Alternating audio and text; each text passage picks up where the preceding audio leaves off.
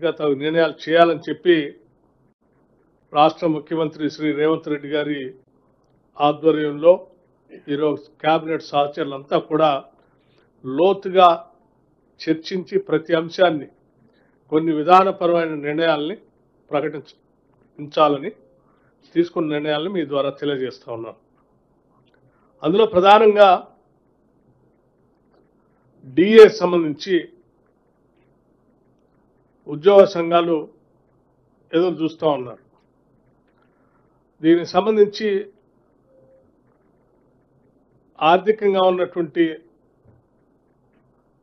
పడేటువంటి భారాన్ని కూడా లెక్కలు కట్టి ప్రస్తుతానికి 2 డిఏలు ఉద్యోగ సంఘాలకి ఉద్యోగస్తులకు ఇవ్వాలని, ఒక డిఏ ఇప్పుడు వెంటనే చెల్లించాలని, అట్లాగే ఇంకొక డిఏ ఒక 6 నెలల తర్వాత చేపట్టాలని నిర్ణయం చేయడం జరిగింది. ఒక డిఏ ఇప్పుడు, ఇంకొక డిఏ ఒక 6 నెలల తర్వాత. ఇది అత్యంత ప్రధానమైనటువంటి అంశం ఉద్యోగస్తులకు సంబంధించినంతవరకు. అట్లాగే ఆర్థికంగా రాష్ట్ర ప్రభుత్వం పైన, ఖజానా పైన పడేటువంటి భారాలు సంబంధించినటువంటి అంశాలు, ప్రధానమైనటువంటి అంశాలు కూడా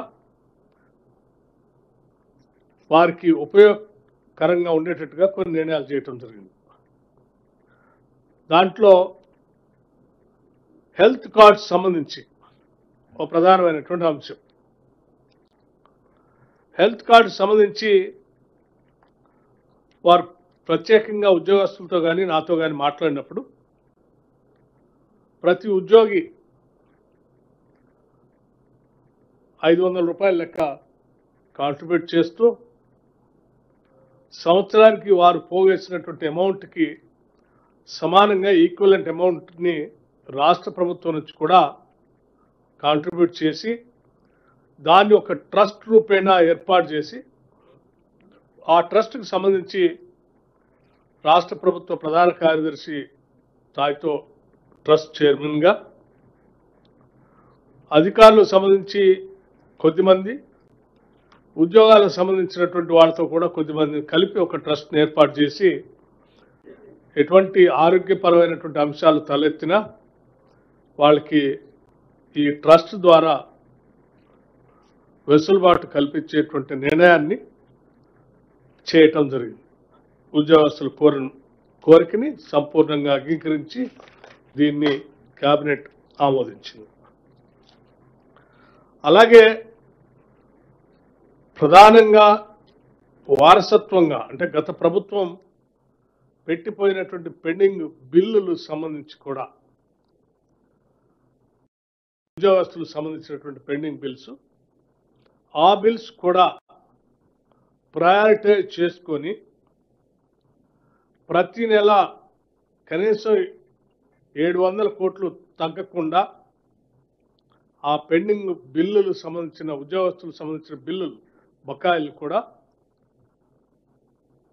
నెలల వారీగా క్లియర్ చేస్తూ ప్రయారిటైజ్ చేయాలని కూడా నిర్ణయం చేయడం జరిగింది. అలాగే ఇంకా కొన్ని అంశాలు కూడా, ఉదాహరణకి 12.5% సంబంధించి ఉద్యోగస్తులు కోటా సెక్రటేరియట్లో ఉండాలని వారు కోరారు, మిగతా ఉద్యోగస్తులకు సంబంధించి. దాన్ని కూడా కేబినెట్ ఆమోదించింది. అట్లాగే మెడికల్ ఇన్వాలిడేషన్ కమిటీ కూడా కావాలని అడిగారు డిస్ట్రిక్ట్లో, దాన్ని కూడా ఆమోదించడం జరిగింది. అట్లాగే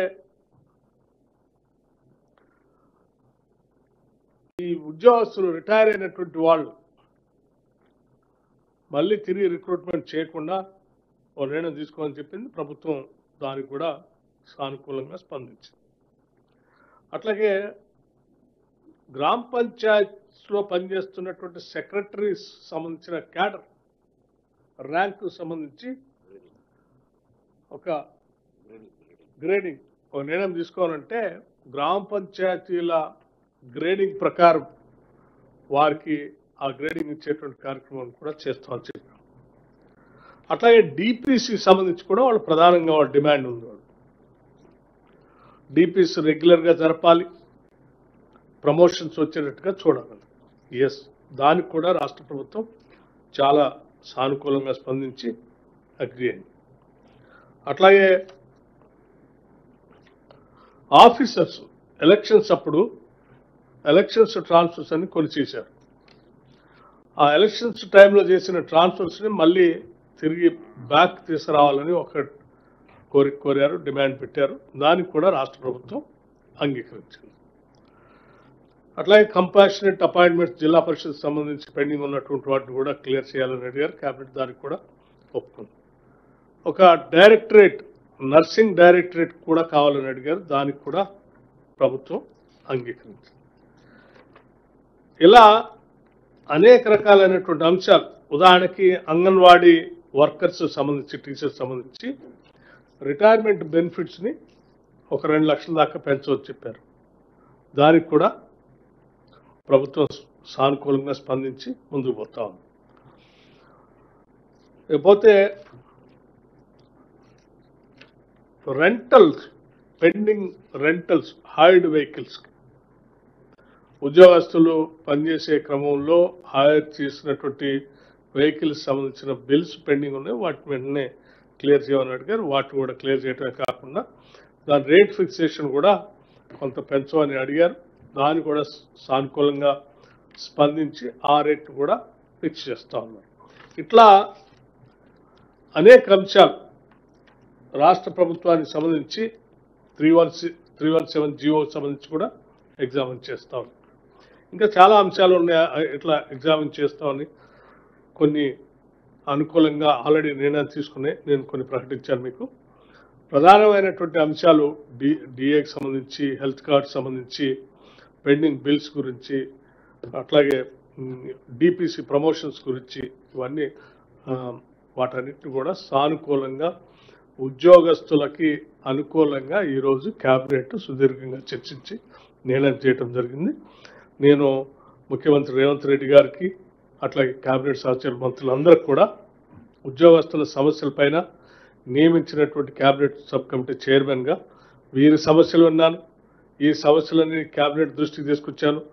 వారందరూ కూడా చాలా మంచి మనసుతో, పెద్ద మనసుతో వాటన్నిటిని అర్థం చేసుకొని ఈ సమస్యలన్నింటినీ కూడా క్యాబినెట్ ఈరోజు సంపూర్ణంగా ఆమోదించేందుకు ఉద్యోగస్తుల తరఫున కూడా నేను క్యాబినెట్ కూడా ధన్యవాదాలు తెలియజేస్తా ఉన్నాను. Thank you. నేను చెప్పినటువంటి అంశాలు తీసుకుని నిర్ణయాలు. వేదిక మీద ఉన్న పెద్దల ఉప ముఖ్యమంత్రి గారు, సహచర మంత్రివర్యులు పొన్నం ప్రభాకర్ గారు, రెవెన్యూ ప్రిన్సిపల్ సెక్రటరీ గారు, ఫైనాన్స్ ప్రిన్సిపల్ సెక్రటరీ గారు, ప్రింట్ అండ్ ఎలక్ట్రానిక్ మీడియా మిత్రులందరికీ మనస్ఫూర్తిగా హృదయపూర్వక నమస్కారం. ఈరోజు గౌరవ ముఖ్యమంత్రి గారి అధ్యక్షతన కేబినెట్ సుదీర్ఘంగా అనేక అంశాల మీద చర్చించిన సంగతి ఇంతకుముందే ఉప ముఖ్యమంత్రి గారు చెప్పారు. అందుట్లో ప్రధానమైంది ఉద్యోగస్తులకు సంబంధించిన సమస్య. వారు మా కుటుంబ సభ్యుల్లాగానే ఈ ప్రభుత్వం ట్రీట్ చేస్తూ గౌరవ ఉప ముఖ్యమంత్రి గారు దానికి చైర్మన్గా ఉండి సహచర కేబినెట్ మంత్రులతో పాటు గౌరవ ముఖ్యమంత్రి గారిని కూడా ఒప్పించి మెప్పించి ఆల్మోస్ట్ వారు కోరిన అన్ని సమస్యలని పాజిటివ్గా ఈ ప్రభుత్వం స్పందించే విధంగా ఇంతకుముందు వారు ఐటమ్ వేజ్గా చెప్పినట్లు ప్రభుత్వం నిర్ణయం తీసుకోవటం జరిగింది.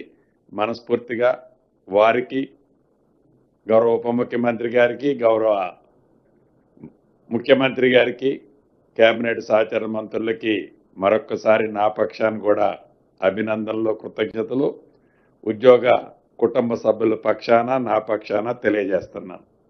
ఇక ప్రధానంగా ఇవి ఉద్యోగస్తుల విషయాలు కాకుండా మరికొన్ని అంశాల మీద కూడా కేబినెట్లో చర్చించడం జరిగింది. అందుట్లో ప్రధానమైంది భద్రాద్రి కొత్తగూడెం అంటే కొత్తగూడెంలో ఉన్న ఏదైతే ఎర్త్ సైన్స్ యూనివర్సిటీ ఏర్పాటు చేసిందో ఈ ఇందిరమ్మ ప్రభుత్వం వచ్చిన తర్వాత ఆ యూనివర్సిటీ ఎవరైతే తెలంగాణ రాష్ట్రాన్ని ఇవ్వటానికి సహకరించి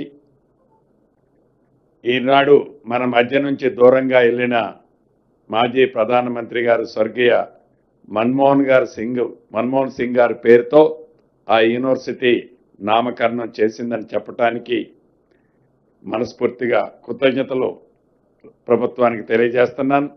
అదే రకంగా ఏవైతే ఈ స్వయం సహాయక సంఘాలు ఉన్నాయో ప్రమాదవశాత్తు ఎవరైనా చనిపోతే గతంలో ఇన్సూరెన్స్ పాలసీ ఉండేది కాదు. మన ప్రభుత్వం వచ్చిన తర్వాత ప్రమాదవశాత్తు ఎవరైనా చనిపోతే వారికి 10 లక్షల రూపాయలు ఇన్సూరెన్స్ ఇచ్చే కార్యక్రమాన్ని చేపట్టి కార్యక్రమం ఉండేది.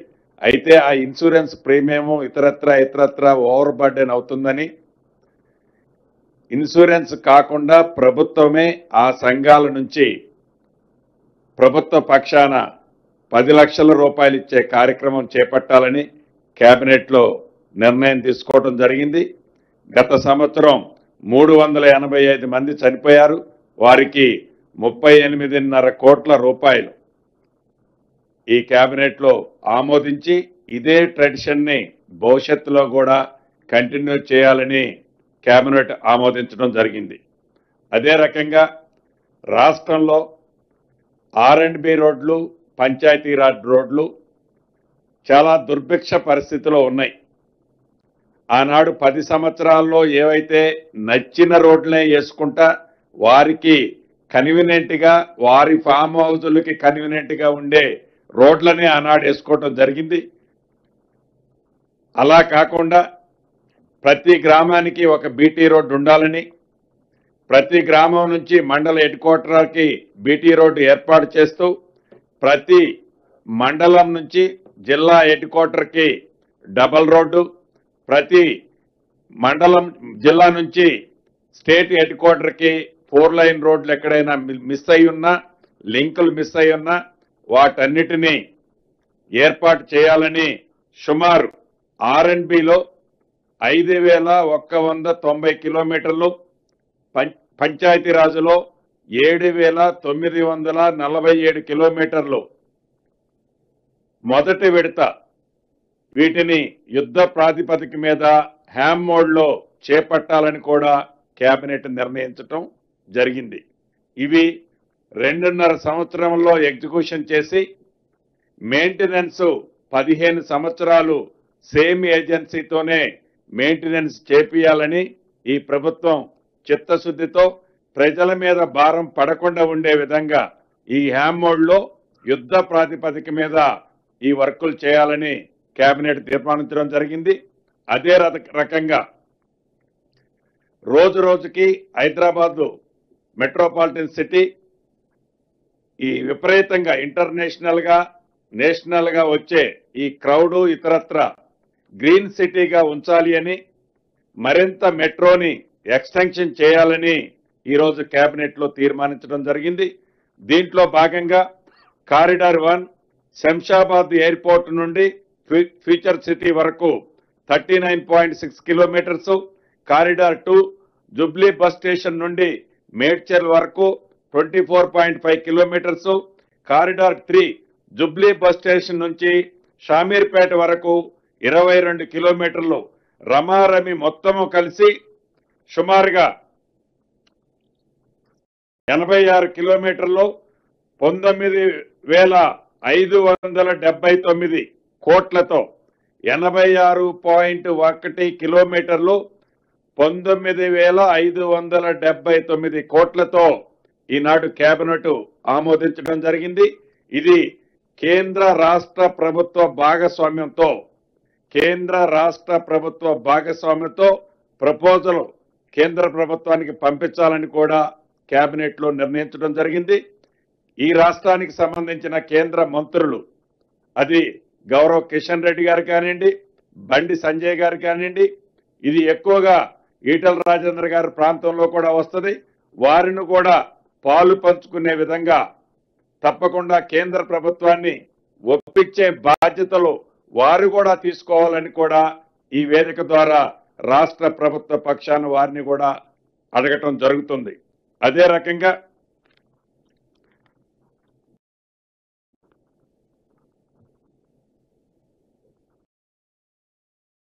ఇంకా ప్రధానమైన అంశాలు ఇందాక మేజర్ డిబేట్ ఉద్యోగస్తులకు సంబంధించిందే మాట్లాడటం జరిగింది. చివరిగా చెప్పదలుచుకున్నది ఒకటే, ఇందాక ఉప ముఖ్యమంత్రి వర్యులు చెప్పినట్లు ఈ రాష్ట్ర ప్రభుత్వం గౌరవ ముఖ్యమంత్రి రేవంత్ రెడ్డి గారి నాయకత్వంలో ప్రజా ప్రభుత్వం ప్రజలకి సౌకర్యార్థం ప్రజలకి మంచి చేసే కార్యక్రమాలు అవి ఏది సన్నవడ్ల కార్యక్రమం ఇతరత్ర వాటికి కావాల్సిన నిధుల గురించి కూడా చర్చించుకొని గ్రీన్ ఛానల్లో వాటన్నిటిని కూడా పేమెంట్ చేసే కార్యక్రమాన్ని చెప్పడం జరిగిందని మీ అందరికీ తెలియజేస్తూ సెలవు తీసుకుంటున్నాను.